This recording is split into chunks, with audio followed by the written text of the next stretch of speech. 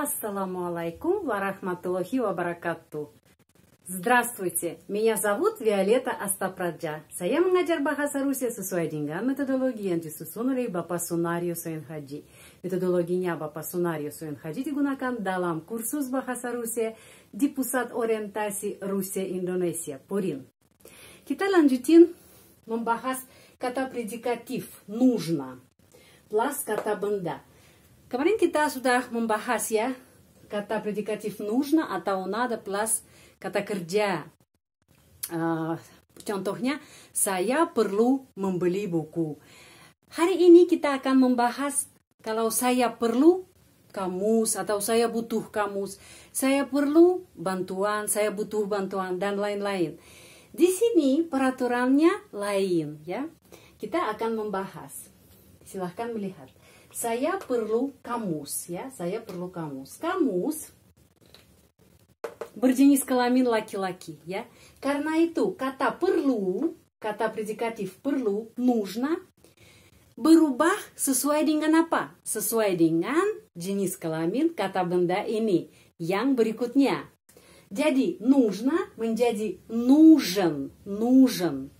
Jadi saya perlu kamus atau saya butuh kamus. Мне нужен словарь. Ya, jadi нужно bisa нужен, bisa нужна, bisa нужна, dan bisa нужны. Ya, 4 kali berubah. Kenapa? Karena sesuai dengan kata benda berjenis kelamin ya. Jenis kelaminnya kata benda yang berikutnya. Saya perlu kamus. Мне нужен словарь. Мне нужен словарь. Dan kita bisa melihat ya bentuk kata benda dalam nominatif. Yang kamus, kamus itu словарь, kamus.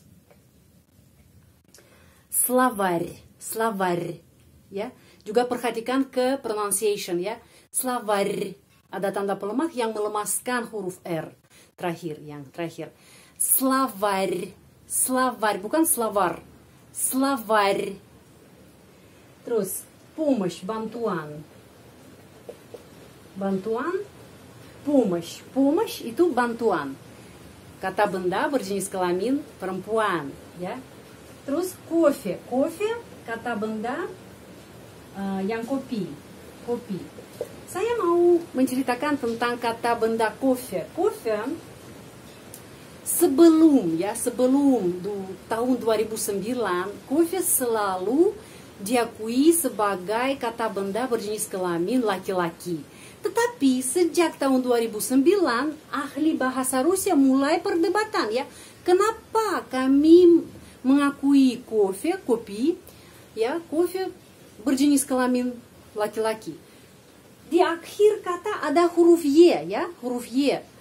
Kita sudah tahu ya, kalau kata benda diakhiri dengan huruf Y itu adalah ya kata benda berjenis kelamin netral.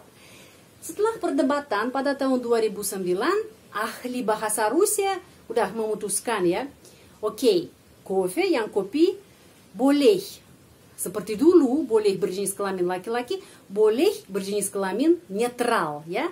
Sudah diakui yang netral dan laki-laki, dua-duanya benar ya, tidak salah. Oke, кофе dan деньги. Деньги bentuk jamak selalu. Деньги uang atau duit. Uang atau duit. Деньги. Itu nominatif. Dan kata ganti orang nominatif kita sudah tahu ya. Saya, ya, kamu, ты, dia laki-laki, он, dia perempuan, она, netral, оно, kami, kita, мы, anda, вы, dan mereka, они. Di sini, setelah kata predikatif нужно, yang perlu dan butuh artinya ya, ada kata benda. Kata benda ini digunakan langsung dari, kita bisa mengambil langsung dari bentuknya nominatif, tidak usah berubah. Langsung kita menggunakan nominatif di sini. Di sini nominatif ya, sama, kita bisa membandingkan, dan di sini sama, tidak ada perubahan. Jadi saya perlu kamus. Мне нужен словарь. Di sini perlu нужен, ya, butuh perlu нужен. Saya perlu bantuan. Bantuan berjenis kelamin perempuan ya, помощь. Мне нужна помощь. Kenapa нужна? Karena помощь perempuan, berjenis kelamin perempuan. Karena itu di sini нужен, di sini нужна. Terus saya perlu kopi. Мне нужно, kita menulis нужно, tapi pengucapannya di sini ya tekanan ya, tekanan pada huruf U. Karena itu нужно. Huruf O, pengucapannya A ya. Мне нужно кофе. Jadi нужен laki-laki ya, нужна perempuan, нужно нейтрал. Sekarang bentuk jamak. Uang, деньги, itu jamak ya, деньги. Мне нужны деньги.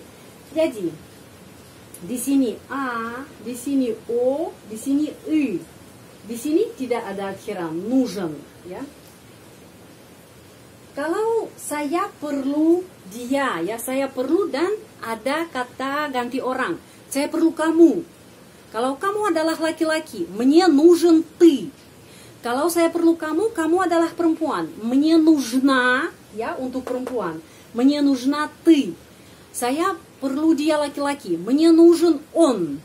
Saya perlu dia perempuan. Мне нужна она. Saya perlu anda. Мне нужны вы. Нужны, ya. Sudah нужны karena anda itu sudah jamak ya. Karena itu kita menggunakan нужны untuk jamak. Saya perlu mereka. Мне нужны они. Ya. Tapi yang subjeknya dalam kasus datif. Karena kita sudah belajar ya. Kalau sesudah subjeknya, sesudah kata ganti orang atau subjek apa saja ya, Violeta atau orang lain, ada kata perlu atau butuh, нужен, нужна, нужно, нужны, subjeknya dalam kasus datif. Jadi saya menjadi мне ya, мне, kamu тебе.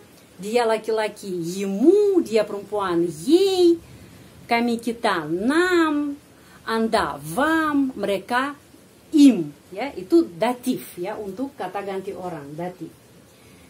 Jadi dari awal ya, saya perlu kamus. Мне нужен словарь, словарь, ya pengucapannya penting dalam bahasa Rusia, bukan словарь. Jangan ignore ya, jangan ignore tanda pelemah. Kalau kita melihat tanda pelemah, langsung kita ingat ya, kata pelemah itu melemaskan kata, ya, melemaskan huruf konsonan yang sebelumnya. Мне нужен словарь, terus мне нужна помощь, sh sama tanda pelemah ya, huruf sha sama tanda pelemah. Sha juga menjadi lemas. Помощь, мне нужна помощь. Мне нужна помощь. Saya perlu kopi. Мне нужно кофе. Saya perlu uang. Мне нужны деньги. Jadi нужен, нужна, нужно, нужны. Dan yang di sini yang objeknya ya, di sini objek ya, subjek. Terus ada action yang diarahkan ke objek. Objeknya dalam kasus nominatif ya, kita langsung ambil dari nominatif. Cuma apa di sini perubahannya? Perubahannya bentuk kata perlu dan butuh. Ya, kalau netral нужно, itu netral ya, нужно. Tapi kalau di sini ada kata benda maskulin, нужен, kata benda feminin, нужна, kata benda netral, нужно, kata benda yang jamak, bentuk jamak, нужны. Silahkan catat ke buku tulis Anda. Catat ini. Ya, tentang kopi saya sudah jelasin ya. Sebelum tahun 2009, kopi selalu diakui sebagai kata benda berjenis kelamin laki-laki. Tetapi sejak tahun 2009, ahli bahasa Rusia sudah memutuskan ya, oke, kopi sekarang adalah netral. Tapi kalau kita menggunakan bentuk sebagai bentuk kata benda maskulin, laki-laki juga itu tidak diakui sebagai salah, ya. Dua-duanya benar, netral sama maskulin, dua-duanya benar. Sudah, pelajaran ini selesai. Jika Anda tertarik dengan pelajaran bahasa Rusia di channel ini, silahkan tekan tombol subscribe. Kita sudah tahu ya, terima kasih banyak. Большое спасибо. Sehat selalu. Будьте здоровы. Sampai ketemu lagi. Sampai jumpa. До свидания.